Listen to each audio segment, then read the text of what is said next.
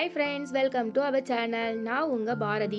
இன்னைக்கு நம்ம என்ன பார்க்க போறோம்னா பாதுஷா தாங்க பார்க்க போறோம். எல்லாரும் மைதா மாவுல தான் பாதுஷாவை செஞ்சு சாப்பிட்டு பார்த்திருப்பீங்க. இப்போ நம்ம கோதுமை மாவுல எப்படி பாதுஷா செய்யலாம்னு தான் இந்த வீடியோக்குள்ள போய் பார்க்க போறோம். வாங்க வீடியோக்குள்ள போலாம். நான் 1 கப் கோதுமை மாவு எடுத்து வச்சிருக்கேங்க.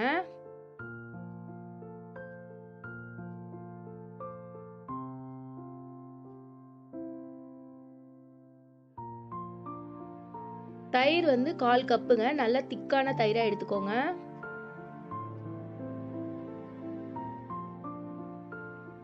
மாவு பிசையறதுக்கு தேவையான அளவு பாலுங்க. நான் 1 கிளாஸ் பால் எடுத்து வச்சிருக்கேன்.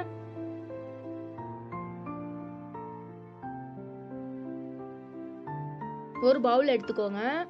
கோதுமை மாவு எடுத்து வச்சிருந்தோம் இல்லைங்களா, அதை ஆட் பண்ணிக்கோங்க.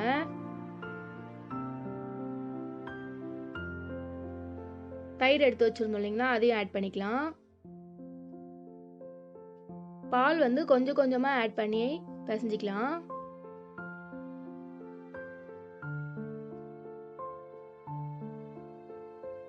அரை ஸ்பூன் பேக்கிங் சோடா,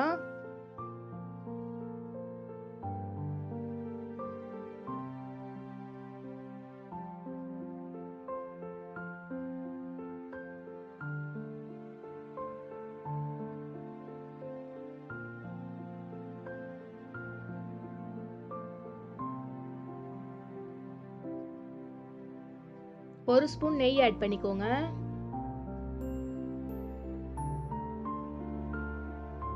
கொஞ்சம் கொஞ்சமா பால் ஆட் பண்ணி சப்பாத்தி மாவு பிசைவோம் இல்லைங்களா, அந்த அளவுக்கு நல்லா கெட்டியா நல்லா பிசைஞ்சு எடுத்துக்கலாம். மாவு இந்த மாதிரி பண்ணி பார்த்தீங்கன்னா லேயர் லேயரா பிரியணுங்க. அந்த மாதிரி நல்லா சாஃப்டா பிசைஞ்சு எடுத்துக்கோங்க. இப்போ மூடி போட்டு மூடி வச்சிடலாம். 10 மினிட்ஸ் நல்லா ஊறட்டும். 10 மினிட்ஸ்க்கு அப்புறம் பார்க்கலாம். அதுக்குள்ள நம்ம சுகர் சிரப் ரெடி பண்ணிடலாம். 1 கப் சுகர் எடுத்துக்கோங்க. ஒரு பாத்திரத்தை அடுப்புல வச்சுக்கோங்க. 1 கப் சுகர் ஆட் பண்ணிக்கோங்க.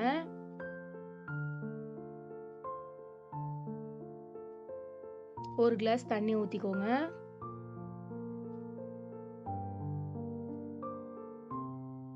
ஏலக்காவை தட்டி ஆட் பண்ணிக்கோங்க. நான் ஒரு 3 ஏலக்காய் ஆட் பண்ணியிருக்கேங்க. நல்லா கலந்து விடுங்க.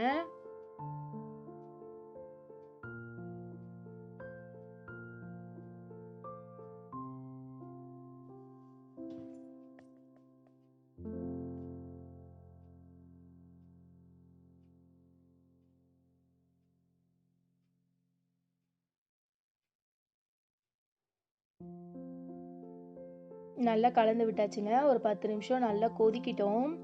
10 நிமிஷம் ஆயிடுச்சுங்க. நம்ம சுகர் சிரப் நல்லா கொதிச்சிருச்சு. சர்க்கரையும் நல்லா கரைஞ்சிருக்கு.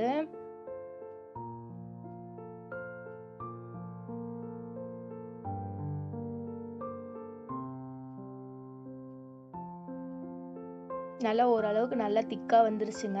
கம்பி பதத்துக்கு முன்னாடி பதமா இருக்கிற ஸ்டேஜ்ல எடுத்துக்கோங்க. சுகர் சிரப் ரெடி ஆயிடுச்சுங்க. இப்போ ஸ்டவ் ஆஃப் பண்ணிடலாம். 10 நிமிஷம் ஆயிடுச்சு. நம்ம மாவு ஓபன் பண்ணி பார்க்கலாம். நீங்க பாத்தீங்கன்னா இந்த மாதிரி தொட்டு பாத்தீங்கன்னா நல்லா சாஃப்டா இருக்கும் மாவு. கொஞ்சமா மாவு எடுத்துட்டு நல்லா உருட்டிக்கோங்க. உருட்டிட்டு உள்ளங்கையில வச்சு ஒரு ப்ரெஸ் பண்ணுங்க. ப்ரெஸ் பண்ணிட்டு நம்மளோட கட்டை விரல் இருக்கு இல்லைங்களா, அதை கட்டை விரல் வச்சு நடுவில் ஒரு ப்ரெஸ் பண்ணுங்க. ப்ரெஸ் பண்ணிங்கன்னா நம்மளுக்கு பாதுஷாவோட ஷேப் கிடச்சிரும். மிச்சம் இருக்கிற மாவையும் அதே மாதிரி உருட்டி பாதுஷா ரெடி பண்ணி வச்சுக்கோங்க. இப்போ ஒரு பேன் அடுப்பில் வச்சுக்கோங்க. பொரிக்கிறதுக்கு தேவையான அளவு எண்ணெய் ஊற்றிக்கோங்க.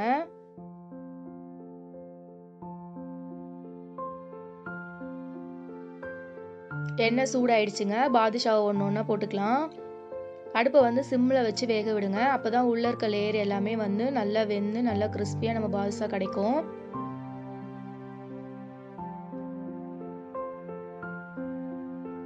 பாதுஷாவை எண்ணெயில் போட்டு கொஞ்சம் நேரம் வேகும் போதே பாதுஷாவோட சைஸ் கொஞ்சம் நல்லா பெருசாகுங்க. இந்த பார்த்தீங்கன்னா இந்த மாதிரி பெருசாகும். நல்லா திருப்பி விட்டு பொறுமையாக வேக விட்டு எடுத்துக்கோங்க. நல்லா பொரிச்சாச்சு. நல்லா கோல்டன் ப்ரௌன் கலரில் சூப்பராக நம்மளுக்கு கிடச்சிருச்சுங்க பாதுஷா. இப்போ இந்த பாதுஷாவை சுகர் சிரப்பில் நம்ம மாற்றிக்கலாம். சுகர் சிரப்பில் போட்டாச்சுங்க. ஒரு 5 மினிட்ஸ் வெயிட் பண்ணுவோம். 5 மினிட்ஸ்க்கு அப்புறமா எடுத்து நம்ம பிளேட்டில் சர்வ் பண்ணோம்னா நம்மளுடைய பாதுஷா கோதுமை மாவு பாதுஷா ரெடிங்க. இது வந்து நல்ல ஜூஸியாக உள்ள அந்த சுகர் சிரப்பில் இறங்கி அவ்வளோ நல்ல சாஃப்டாக சாப்பிட நல்ல சூப்பராக இருக்குங்க. கண்டிப்பாக இதை ட்ரை பண்ணுங்கள். ட்ரை பண்ணிவிட்டு எப்படி இருந்ததுன்னு எனக்கு கமெண்ட் பண்ணுங்கள்.